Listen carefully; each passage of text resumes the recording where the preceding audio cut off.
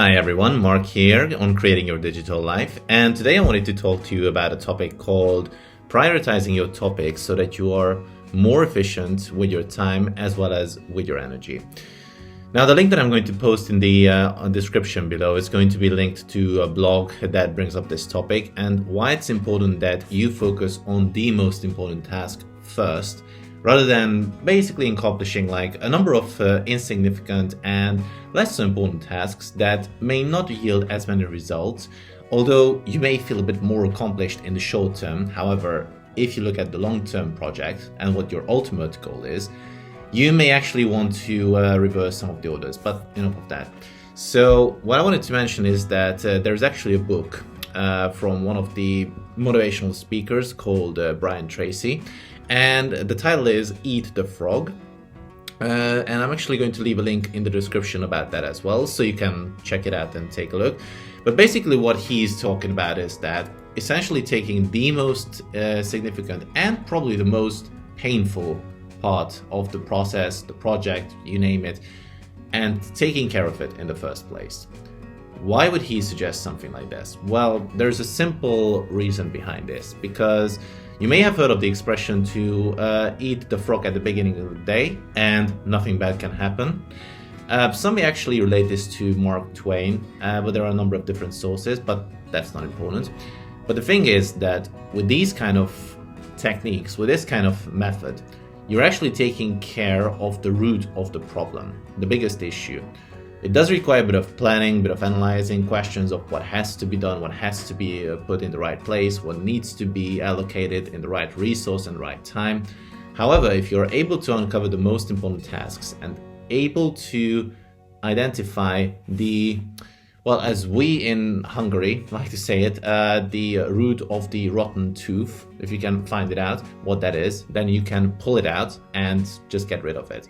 So the same with projects and topics as well in that similar matter, that you need to focus on those, get rid of them, even if it's not a pleasant thing to do, because putting them off is actually going to make it more and more painful.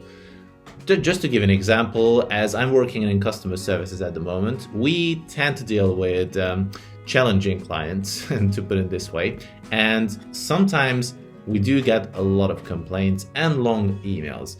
Now, instead of going through the simple ones that I could answer like in a heartbeat, in just a couple of seconds, I do stick to the ones that actually require a lot of attention and a lot of, well, muscle, let me rephrase that. So it does require a lot of brain power to be able to get over the hump and to be able to provide a solution that is beneficial for them and for us.